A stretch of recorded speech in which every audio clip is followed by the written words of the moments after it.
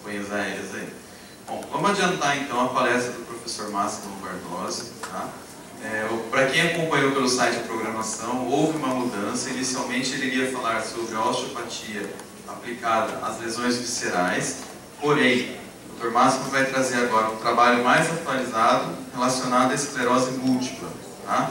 O Dr. Máximo Lombardozzi é italiano, diplomado em osteopatia pela European Osteopathic Project, vou chamar de EOP, professor da Escola de Osteopatia EOP, pesquisador junto ao Serviço de Gastroenterologia do Hospital Militar de Roma, osteopata do SPA Roma Cavalieri Waldorf Astoria, docente da pós-graduação em terapia manual pelo Sesumar, docente das formações em osteopatia visceral e osteopatia aplicada às lombalgias pela Master Physical Therapy de Portugal. Concedo a palavra ao professor Máximo. Boa tarde, obrigado.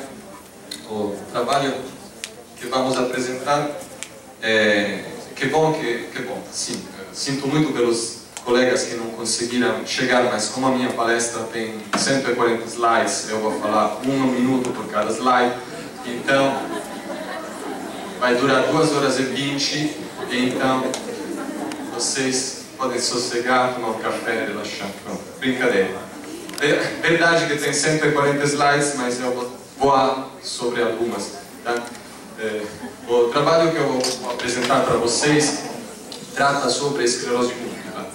Eu não sei se vocês chegaram a seguir essa nova pesquisa que foi desenvolvida recentemente, desde 2009 mais ou menos. A esclerose múltipla foi associada a uma condição hemodinâmica de redução de defluxo de sangue do crânio, chamada de insuficiência crônica venosa cerebroespinhal.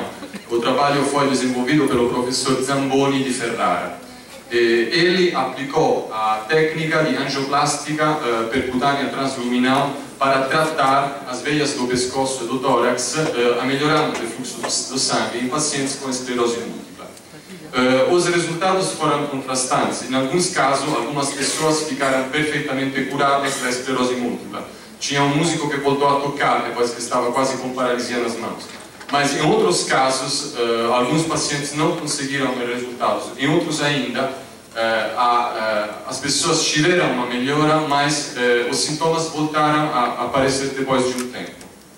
Como nós sabemos que o defluxo de sangue do crânio também está relacionado com tensões posturais que dependem da pressão abdominal. E como a gente mexe com pressão abdominal, nós conseguimos entrar em contato com o time do professor Zamboni e propor uma pesquisa de trabalho, então desenvolver um protocolo de tratamento osteopático para a redução da pressão abdominal a ser aplicado em pacientes que fizeram a cirurgia e depois comparar os resultados nesse grupo de pacientes com os pacientes que fizeram apenas a cirurgia sem fazer o tratamento osteopático. Na verdade, nós estamos apenas na fase preliminar, ou seja, nós estamos avaliando a eficácia das técnicas em melhorar o defluxo de sangue do crânio. Nosso objetivo, como isso vai ser feito na sala de cirurgia e o osteopata vai ter que apanhar as radiações, porque faz isso durante a cirurgia, nosso objetivo é chegar a 4 pacientes. Por enquanto foi feito apenas um, mas eu vou mostrar para vocês as imagens porque são muito interessantes. Foram gravadas mediante fluoroscopia. Tá? Então, em geral sobre a esclerose múltipla, não vou falar muito, é uma doença degenerativa que atinge a substância branca do tecido nervoso, principalmente na cérebra, nas áreas ventriculares, também nos gânglios da base, na cerebela, na medula e também no nervo óptico. Existem várias formas, tá? Das formas mais benignas até as formas primariamente progressivas, onde praticamente o paciente tem um crescimento dos sintomas desde a primeira manifestação é muito rápido. Então existem as secundariamente progressivas, as remitentes, recidivantes e assim por diante. Quais são as causas? Com certeza, na esclerose múltipla tem uma modificação de vários genes no cromossoma número 6. Porém, foi demonstrado que em casos de gêmeos homozigotos que têm predisposição para a doença, apenas 35% dos casos desenvolvem a doença os 2 gêmeos. Em 65% dos casos, ou seja, na maioria dos casos, a doença se desenvolve apenas um dos dois. Quer dizer que são chamados em causa outros fatores também ambientais. Entre esses, foi visto que a administração de vitamina D pode prevenir a doença e o contato com o vírus Epstein-Barr e citomegalovírus parece ter uma incidência maior em desenvolver a doença. Porém, desde o século XIX, anatomistas que pesquisavam o tecido nervoso de pacientes, depois de mortos, é claro, com esclerose múltipla, repararam em várias épocas, até mais recente, que essas lesões, essas escleroses sempre se formavam ao redor de um vaso mal formado, um vaso com uma intensa vasculite. Então, desde 1800 que existe uma hipótese vascular para o desenvolvimento da doença, que não é a causa, mas é uma das possíveis fatores que podem influir. Em 2008, o professor Paolo Zamboni de Ferrara, na Itália, descobriu uma nova doença, a insuficiência crônica venosa cerebroespinhal, ou seja, uma condição hemodinâmica que reduz o defluxo de sangue do crânio para o tórax por malformações nas veias do pescoço e do tórax. Em 2009 essa doença foi classificada pela União Internacional dos Flebologistas como verdadeira, ou seja, existe essa doença e atinge prevalentemente as veias jugulares internas, as átzigos, as hemiátzigos, as lombares e as vertebrais. Normalmente são malformações que se desenvolvem entre o terceiro e o quinto mês de vida fetal e podem ser ânulos, agenesias, podem ser estenoses e vários tipos de torções de veias. E o professor Zamboni começou a aplicar a angioplástica dilatativa mediante catéter pela veia femoral, dilatando principalmente as átzigos e as veias jugulares internas. Em 2009 ele começou a pesquisar sobre a associação entre essa condição hemodinâmica e a esclerose múltipla. Não vou tediar vocês com essas pesquisas, só vou mostrar algumas. Praticamente foi demonstrado que em muitos casos, principalmente nas secundariamente progressivas, existem percentagens altíssimas em que o paciente com esclerose múltipla tem também a insuficiência crônica venosa cerebroespinhal. Foram feitas várias pesquisas. As mais interessantes, sempre por Zamboni, mostram que essa diminuição do defluxo de sangue do crânio leva a um aumento de depósito de ferro dentro da célula, o que pode modificar a vida das células. Foram feitas pesquisas na Polônia que mostraram mais ou menos resultados parecidos, foram feitos na Jordânia também, pesquisas que mostraram percentagens parecidas. O próprio professor Zamboni fez uma pesquisa genética onde mostrou que existem modificações sempre no cromossoma número 6 em pessoas com insuficiência crônica venosa e alguns dos genes, 3 dos genes interessados são os mesmos que estão envolvidos na esclerose múltipla e são genes que controlam a angiogenese, ou seja, o desenvolvimento das veias. Tá? Existem também pesquisas críticas a respeito do trabalho do professor Zamboni, a gente não esconde a cabeça embaixo da terra, existem até quem fala que isso não é verdade. A pesquisa mais importante que foi feita foi em 2013, publicada pela Associação Italiana de Esclerose Múltipla, um estudo multicêntrico que envolveu 43 centros na Itália, que trabalhavam com pacientes com esclerose múltipla.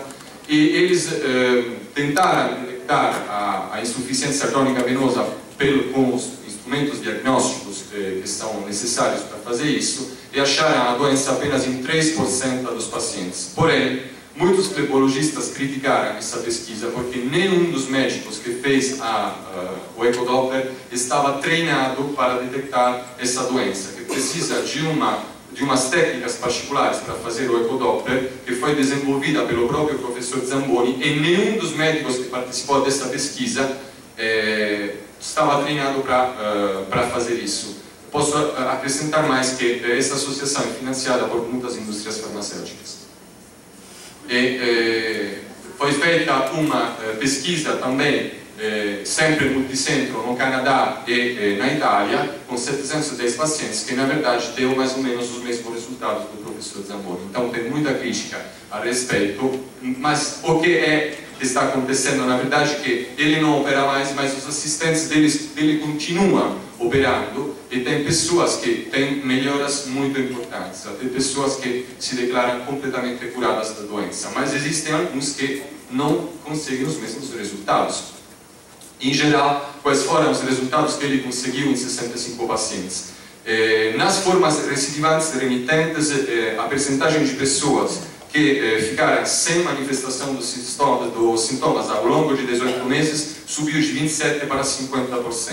A qualidade de vida melhorou em todos os pacientes e a captação do gadiolino, ou seja, do meio de contraste, medido através de ressonância magnética pelas cicatrizes, diminuiu em todos os pacientes. Então, tem uma modificação fisiológica real depois da cirurgia.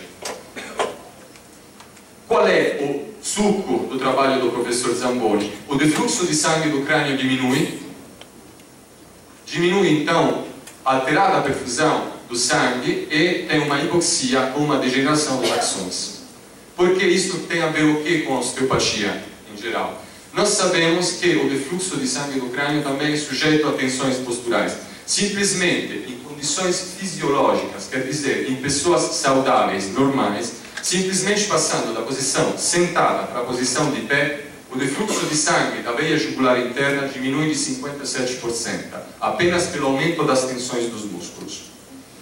Passando da posição deitada à posição de pé, o defluxo de sangue passa das veias jugulares pelas veias vertebrais, quer dizer, a tensão dos músculos, que faz aumentar a pressão nas diferentes cavidades, cria uma redução, cria uma fechadura das veias jugulares, e o sangue tem que achar um outro caminho, em condições fisiológicas. Estamos falando de pacientes de pessoas saudáveis. Tá? Quais são os músculos que controlam estas tensões? No estudo de hoje, Gandelia e McKenzie, foi demonstrado que quando a gente faz qualquer movimento que desafia o equilíbrio, por exemplo, levantar um braço, alguns músculos, nesse caso foram pesquisados o transverso abdominal e o diafragma, através de exame eletromiográfico com agulha, e também foi medida a pressão abdominal. Bom, 20 milissegundos antes de fazer qualquer movimento, esses músculos são ativados, e eles garantem uma maior estabilidade da coluna vertebral por efeito do aumento da pressão abdominal. Não são apenas esses músculos que estão envolvidos. Interessante, isso também na apneia, quer dizer, essa atividade postural é independente da respiração. Não são apenas esses músculos que estão envolvidos nessa atividade postural, também tem os músculos do assoalho pélvico, que tem um envolvimento tanto na respiração quanto na postura. Mas outros músculos fazem parte da série. Já desde 2003, Detroyer tinha demonstrado que os músculos intercostais trabalham em série com o músculo diafragma, mas eles trabalham também na atividade postural, junto com os escalenos, e, como foi demonstrado nessa pesquisa japonesa, também com o esternocleidomastoidiano e o trapézio. Então, existe um pré-ajuste cortical, respiratório e postural, que envolve toda uma série de músculos que são assoalho pélvico, transverso abdominal, diafragma, intercostais, escalenos, trapézio, esternocleidomastoidiano. E estes músculos garantem uma maior estabilidade da coluna vertebral por efeito do aumento da pressão abdominal, que a gente pode, por exemplo, conseguir, como nesse caso, por um cinto, mas também apenas pela contração dos músculos, que determina, como foi verificado nessa, um aumento da rigidez ao nível de L2 e L4. Então, aumentando a pressão abdominal artificialmente ou pela contração dos músculos nas diferentes cavidades, nós garantimos uma maior estabilidade da coluna vertebral. Então, o movimento desafia a estabilidade da coluna, e esta instabilidade é precompensada pela ativação da série muscular através do aumento da pressão abdominal. Então, existe uma série de músculos que trabalham tanto na postura, tanto na respiração. A sua função é de manter a estabilidade da coluna nas situações que desafiam o equilíbrio e também garantindo a respiração. Ela pode operar de forma independente de um lado do corpo a respeito do outro, ou seja, pode ser unilateral, é por isso que a gente fala de colunas de pressão. Existem pesquisas que demonstram que as cúpulas diafragmáticas podem ser contraídas unilateralmente. Outras pesquisas demonstrando que as tensões não se transmitem 100% de um lado da cúpula diafragmática para o outro. Até o músculo transverso abdominal pode ter uma contração assimétrica. É um músculo único, mas ele pode ter uma contração assimétrica. Então, a série muscular realmente pode funcionar de forma unilateral. E a coisa mais interessante é que é uma série, quer dizer, se apenas um músculo está contraído, toda a série é ativada, não interessa qual foi ativado primeiro. Então, o diafragma e a série muscular desenvolvem a função respiratória e a função pressória, e a função postural, desculpe, sob o controle da função pressória, que manda nas duas. Manda na função postural, e acabamos de ver que é assim, mas manda também na função respiratória. A área de contato das fibras diafragmáticas com as costelas, a área de aposição que garante o levantamento das costelas, é mantida pelo aumento da pressão abdominal. Não é o tendão central que segura o centro frênico, é a pressão abdominal que empurra ele para cima. Tá? Quais são as outras funções da pressão abdominal? Uma dessas é aquela de garantir a mobilidade dos órgãos sistêmicos durante a respiração, a cada ato respiratório em sentido crânio-caudal. Aqui vocês podem ver uma curva abdominal durante a respiração. Essas são as únicas imagens feitas por dois osteopatas belgas, George Finet e Christian William, que eu conheço pessoalmente, eu trabalho com eles. Tá?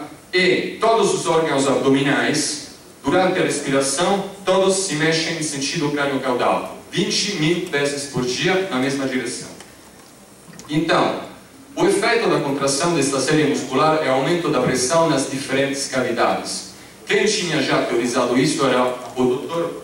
John Martin Littlejohn, aluno do Dr. Steele. Ele tinha formulado a teoria das linhas de gravidades e das pirâmides, já explicando que qualquer modificação de pressão numa cavidade podia comportar um aumento de pressão, uma modificação de pressão nas outras. Isso tem comprovação científica hoje, então ele tinha acertado, ele estaria feliz de saber isso. Se você coloca um peso no abdômen de uma pessoa modificando a pressão abdominal, isso também atinge o tórax e vice-versa.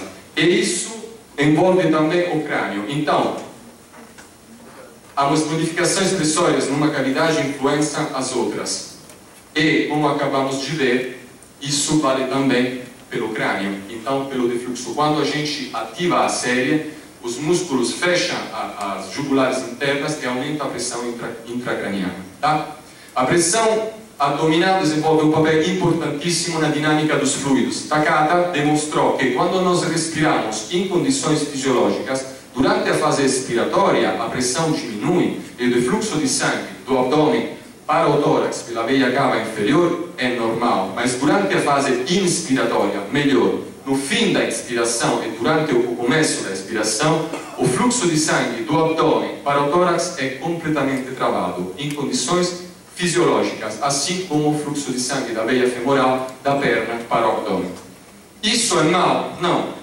Na verdade, essa alternância rítmica de aumento e diminuição de pressão produz um efeito bomba que, na verdade, favorece o defluxo de sangue nas diferentes cavidades, desde que a pressão, o aumento de pressão seja transitório. Agora, existem condições patológicas em que a pressão aumenta e aumenta de forma estável. Estas condições são chamadas de hipertensão abdominal e síndrome compartimental abdominal. Os médicos descreveram a hipertensão abdominal, uma condição de pressão constante, a partir de 12 milímetros de mercúrio, e a síndrome compartimental a partir de 20 milímetros de mercúrio. Na verdade, existem pesquisas mostrando que já a partir de 10 milímetros de mercúrio temos efeitos negativos nos órgãos extra-abdominais e também no sistema nervoso central, com uma diminuição da perfusão das células. Ou seja, exatamente aquilo mesmo que o professor Zamboni descreveu por efeito de malformações venosas, na verdade se pode produzir apenas por um aumento da pressão abdominal. E não precisa de muitos milímetros de mercúrio. considerando que a pressão abdominal vai de 5 a 7. Nessa pesquisa foi demonstrado que o abdômen trabalha como um compartimento hidráulico, um sistema hidráulico onde a pressão normal vai de 5 a 7 milímetros de mercúrio, quer dizer, são suficientes 3 milímetros de mercúrio de aumento constante da pressão abdominal para já ficar numa condição patológica. Então, vamos ter que diferenciar. Se o aumento da pressão é transitório, não tem problema nenhum, na tosse, no esforço, na respiração, na manobra de Valsalva, tudo isso é bom. Mas quando o aumento se torna permanente, se a gente passa de 5, 7, já a 10 temos um problema. A partir de 20 milímetros de mercúrio, as lesões podem ser fatais, a pessoa morre.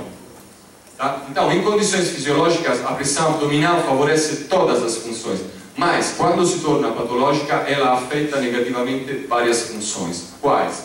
Bom, os radioterapeutas sabem muito bem que os órgãos se mexem dentro do abdômen. Por que eles sabem? Porque quando eles querem irradiar um órgão patológico e eles querem apanhar apenas a parte patológica, querem poupar a parte sarada do órgão, não tem nada mais que incomoda eles do que o algo estar se mexendo. E o algo se mexe por efeito da respiração. Então, o que eles fazem para reduzir a mobilidade das vísceras? Eles aumentam a pressão.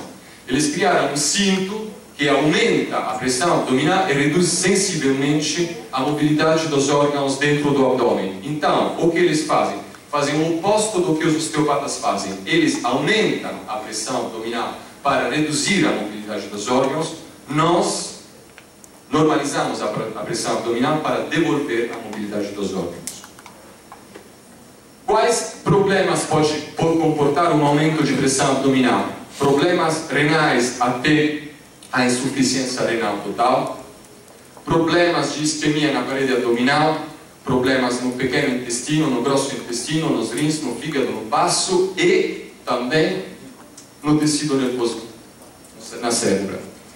O que poucos sabem, que normalmente essas condições são associadas a situações graves, como por exemplo aderências pós-cirúrgicas, barriga de água, mas o aumento de pressão abdominal pode ser apenas postural e pode depender, por exemplo, de uma lesão osteopática. O Sullivan demonstrou nessa pesquisa aqui que em pacientes com dor crônica da articulação sacroiliaca, quando eles fazem um teste de levantamento ativo da perna apenas no lado da dor, e isso não ocorre quando eles levantam a perna onde a dor não tem, acontece que se manifestam esquemas de contração muscular alterados nos músculos respiratórios, nos músculos posturais, o diafragma quase completamente trava, quer dizer que ele está numa condição de contração permanente e, ainda mais interessante, tem um aumento da pressão abdominal. Então, é possível que exista uma tensão postural permanente que ativa a série e que provoca um aumento permanente de pressão abdominal por efeito, por exemplo, de uma lesão osteopática. No caso das pessoas com problema sacroiliaco, eles têm um diafragma hipomóvel com uma ativação da série, um períneo em posição baixa. Por quê? Porque a pressão abdominal aumentando manda ele para baixo. Normalmente nos livros de anatomia o períneo é descrito assim, tá? Mas na verdade isso é porque eles pesquisam os cadáveres. Nas pessoas vivas, se você faz uma ressonância magnética, o períneo é assim, é uma cúpula. Nas pessoas normais. Nas mulheres que fizeram parto já muda a situação, mas é reversível. E com a reversão da posição do períneo também os sintomas que às vezes elas têm, por exemplo, a incontinência urinária, pode voltar ao normal. Então, o aumento crônico da pressão abdominal, torácica e craniana pode ser de origem postural. Então, voltamos ao nosso assunto principal. Em 2008, o professor Zamboni descreve a insuficiência venosa crônica cerebroespinhal. Em 2009, ele associa essa condição à esclerose múltipla e aplica a angioplástica transluminal percutânea para tratar esses pacientes. Os resultados são contrastantes. Alguns pacientes tiveram uma melhora total dos sintomas, outros não tiveram melhora, outros tiveram uma melhora transitória, mas depois voltaram até o problema. Então, a nossa hipótese de trabalho é que nesses pacientes principalmente nesse terceiro grupo, é possível que tenha um aumento crônico de pressão abdominal com uma redução das veias e, consequentemente, uma diminuição do defluxo de sangue do crânio. E nós entramos em contato, por sorte, entre aspas, na verdade eu estava rezando muito para que isso acontecesse e aconteceu.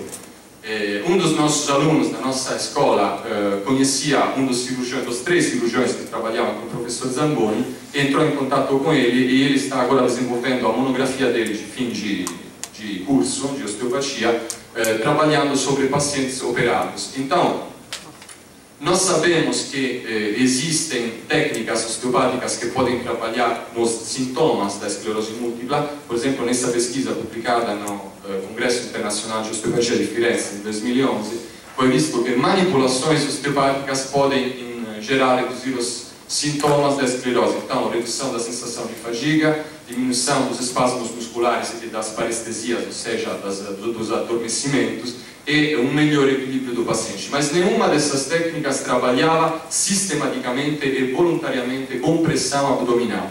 Nós sabemos que existem técnicas que modificam o fluxo de sangue, esta, por exemplo, modifica muito o fluxo de sangue no abdômen, assim como existem técnicas que podem melhorar a tensão nos músculos do pescoço e, indiretamente, podemos pensar que isso melhora o fluxo de sangue. Uma compressão bilateral das articulações sacroiliacas permite um aumento sensível, mas é uma coisa que eu faço sempre em todos os meus cursos. Eu faço até, depois mostro, o pescoço que ganha de 10 a 20 graus de rotação de um lado e do outro, por redução da tensão dos músculos. Porém, nunca tinha sido pesquisado o defluxo de sangue. Então, o que aconteceu em dezembro?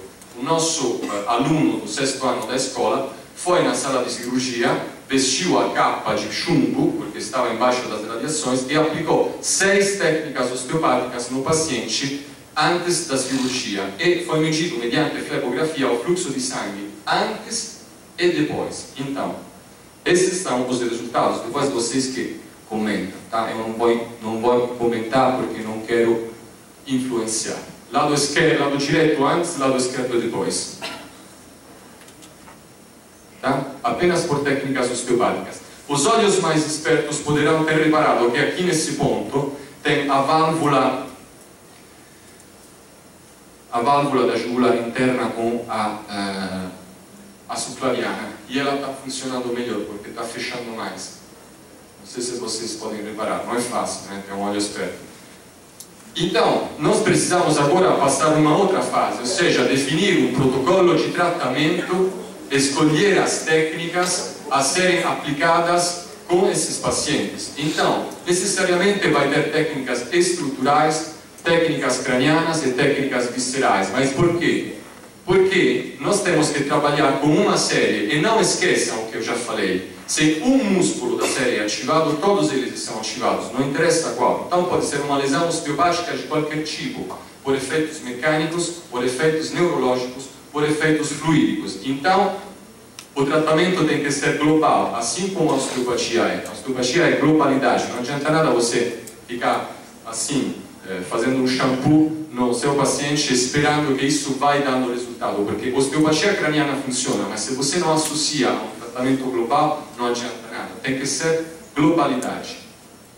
O objetivo é diminuir as pressões abdominais e melhorar o fluxo de sangue do crânio para tentar diminuir ou contribuir a melhorar os sintomas dos pacientes com esclerose múltipla. É claro que a gente não tem resultado nenhum, não queremos criar ilusões e falsas esperanças, estamos pesquisando. O que nós queremos apenas é pesquisar e voltar, se for possível, quando a pesquisa terminará, para mostrar os resultados. Muito obrigado.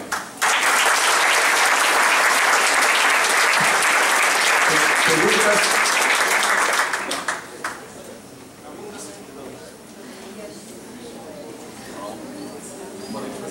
Pode, sim.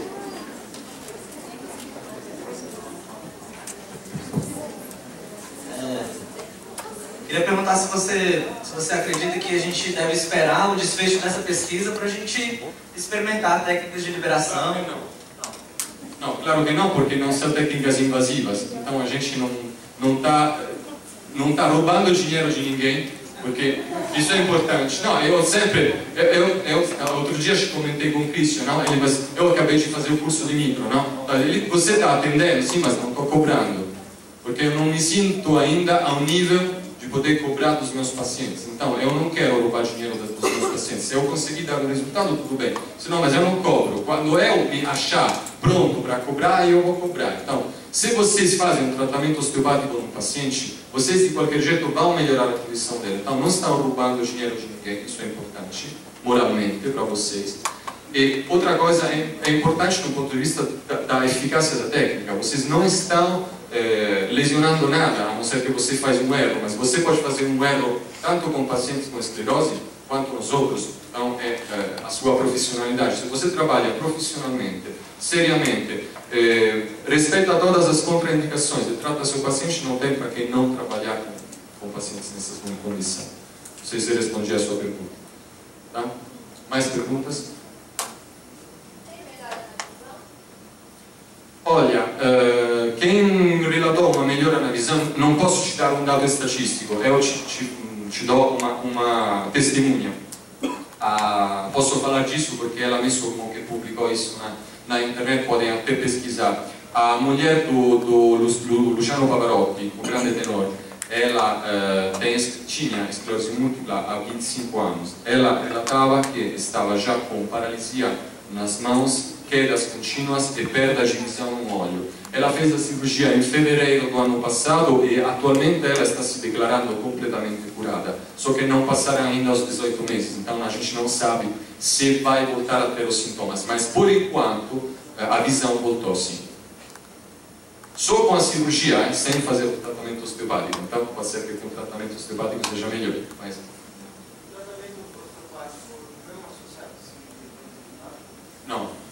Não, porque a ideia, eu nunca tinha, sabe, quando você tem esse medo de algumas coisas, não? Para mim a esclerose múltipla sempre foi uma besta negra, então eu não queria mesmo assim mexer porque achava que isso fosse questão de outros profissionais. Na verdade, quando eu descobri o trabalho do Zamboni, eu vi ele pela primeira vez na televisão, ele explicando sobre esse negócio, eu já estava mexendo com pressão abdominal, aí caiu a ficha, pensei, nossa, a gente vai poder conseguir fazer alguma coisa. Eu rezava para conseguir entrar em contato com eles. Consegui, não sei como. Tá? Não. A cirurgia do professor Zamboni tem eu acho que tem muita briga a respeito, porque vocês podem imaginar que demais indústrias farmacêuticas estão pesquisando sobre o tratamento da esclerose múltipla. Agora chega esse cara, faz uma cirurgia e resolve. Vocês acham que isso pode ser? Claro que não.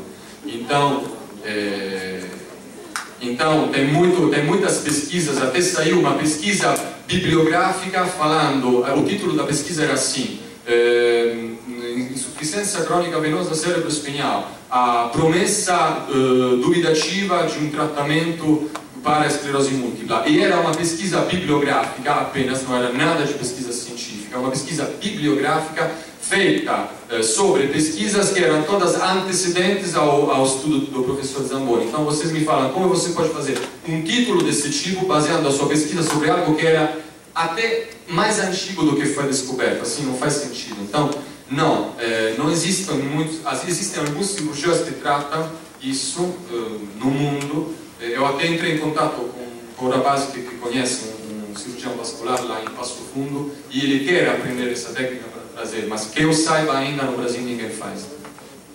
Tá? Mais pergunta? Qual o custo dessa cirurgia na Itália?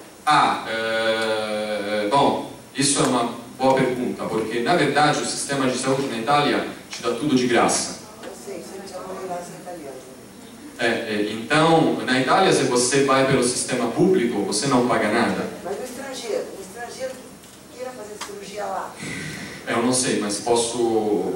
Mas é uma coisa importante, uma informação importante que preciso passar para vocês. A maior eficácia dessa técnica cirúrgica é apenas com algumas formas, não com todas as formas de esclerose múltipla. Por exemplo, nas primariamente progressivas, os resultados não são bons. Tá?